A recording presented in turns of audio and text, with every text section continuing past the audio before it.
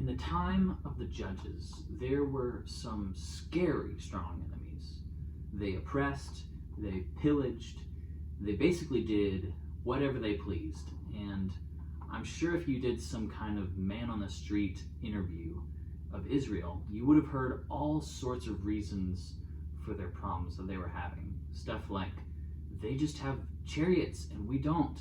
They have bigger chariots than we do. They're better fighters. They're better fighters out on the plains. Or they have better generals, better kings, better leaders. That's why we're not able to get into the promised land in the first place.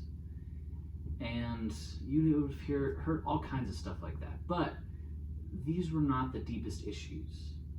The greatest enemies were not any kind of external factor, but purely internal.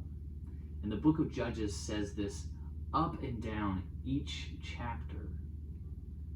Consider the judge Tola. He's mentioned only in a few verses at the very beginning of chapter 10.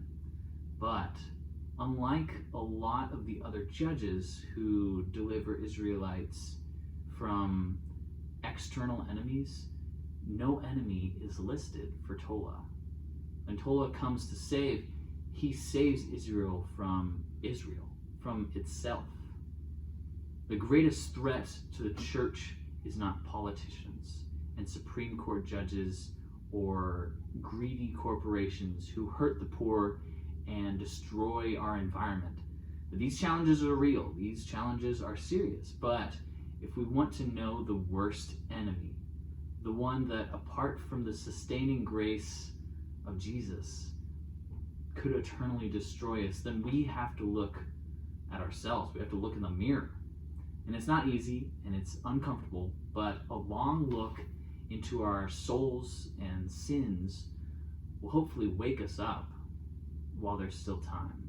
And if it does, praise God, we have the gospel for our healing. So look to Jesus for your healing today, because the greatest enemy is ourselves. We have to turn to him for life.